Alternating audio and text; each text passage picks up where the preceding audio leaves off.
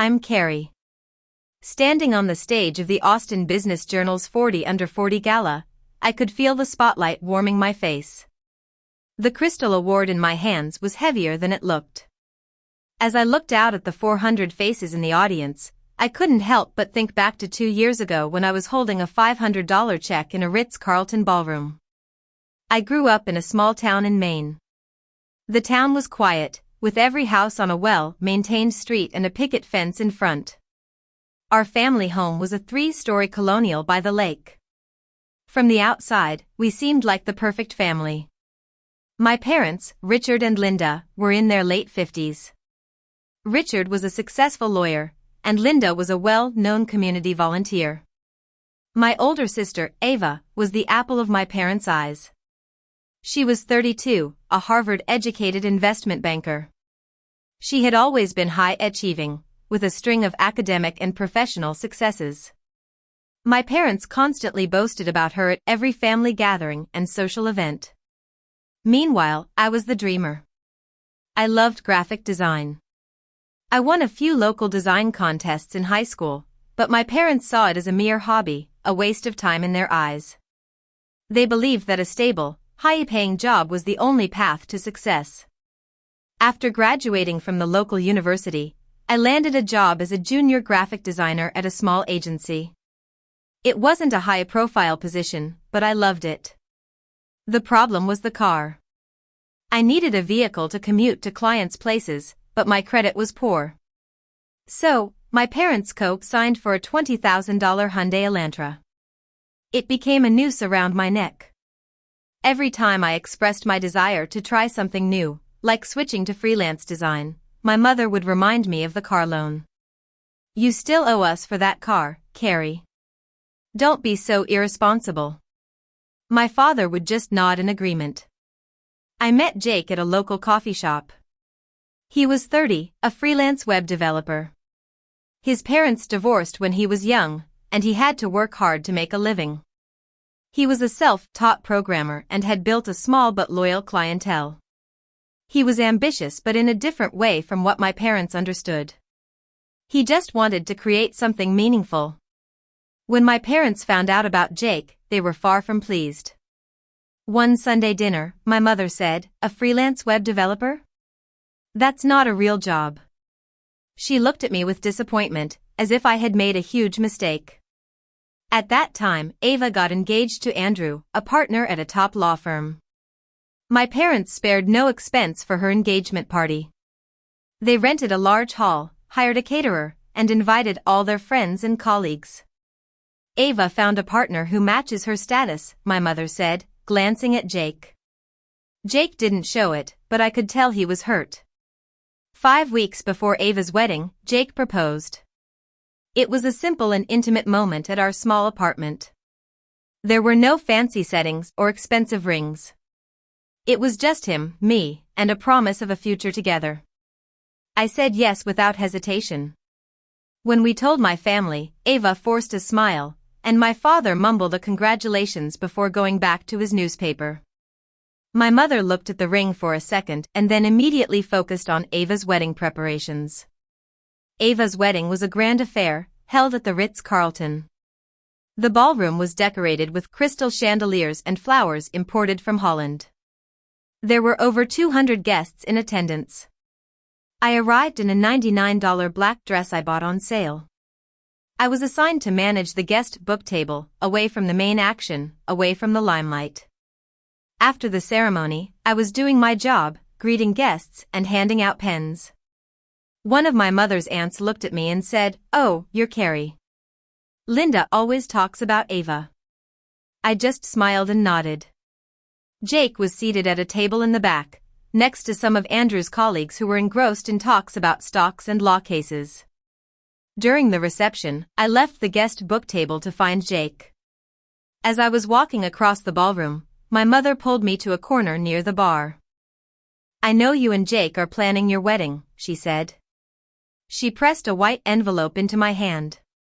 I opened it and saw a $500 check with wedding contribution written on the memo line. "That's all you deserve," she whispered, barely audible over the music. A waiter nearby paused, and a woman at a nearby table glanced over and quickly looked away. I folded the check and put it in my clutch. I looked my mother in the eye but didn't say a word. I walked back to Jake's table. Jake saw my face and reached for my hand under the table. "What happened?" he asked. "Later," I said. But it didn't take long for the situation to escalate. 10 minutes later, my mother came to our table. She had clearly had a few more drinks. She looked at Jake and said, "I hope you're not expecting us to fund your wedding. We don't invest in dead ends." The table fell silent. Jake didn't move, but I could see the anger in his eyes. I stood up and said, "We're leaving. And I need to refinance that car loan tomorrow." Jake nodded and followed me out. By the next morning, my phone was bombarded with missed calls from my father and texts from Ava. She said I had ruined her wedding, that people were asking where I went. My mother said nothing.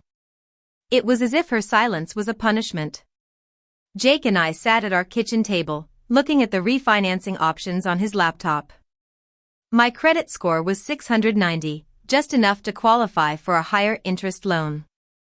"If we go through this credit union, the loan will be transferred to your name, and we'll have a clean break," Jake said. Over the next few days, my mother spread the story that I had left the wedding out of jealousy.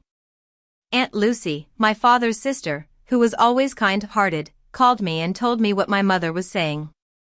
I was heartbroken but also determined. I decided that I wouldn't let her words define me. After the wedding, we decided to move to Austin. The reason was simple: no state income tax, a lower cost of living, and a vibrant startup culture. We packed our few belongings into the Elantra and drove away with only $4,500 in our bank account. Our first apartment in Austin was a tiny studio with a leaky roof and a noisy refrigerator. The rent was $800 a month, and we could barely afford it.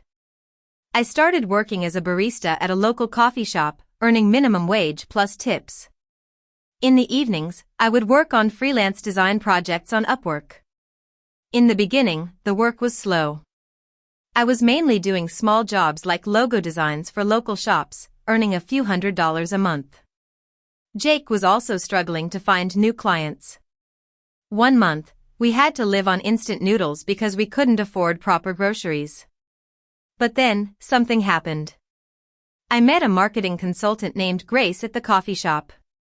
She saw some of my work on my laptop and was impressed.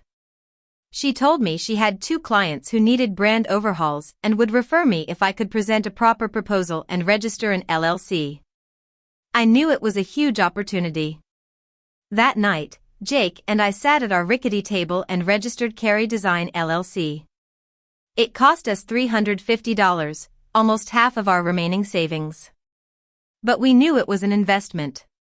Over the next 2 days, I worked day and night to create proposals for the 2 clients. I set a reasonable price, remembering what Grace had said about valuing my work. Both clients accepted my proposals, and I landed contracts worth a total of $10,000.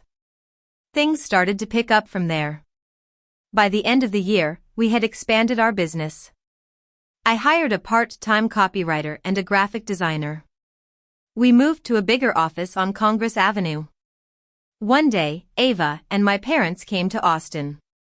Ava's husband, Andrew, had gotten a job transfer, and they had sold their expensive house in Maine at a loss. While they were driving around, Ava pointed out our office. My mother saw the name Carey Design LLC on the glass door and was stunned into silence. At the 40 Under 40 gala, when my name was called, 400 people applauded. As I stood on the stage, I saw my mother, Ava, and Andrew sitting a few tables away. My mother's champagne glass stopped halfway to her lips. I didn't look at them for long. I knew that my success was not about proving them wrong. It was about believing in myself and building a life that I wanted. After the gala, I received an email from my father. He apologized for not standing up for me in the past and said he wanted to have coffee with me. A few weeks later, Ava texted me, apologizing for her past behavior. I didn't hold any grudges. I knew that life was about moving forward. Now, as I look around my office, with its framed client work on the walls and the Crystal Award shining on my desk, I realize that my mother was right about one thing. I did deserve exactly what I got, not the $500, but the fire inside me that pushed me to create something of my own.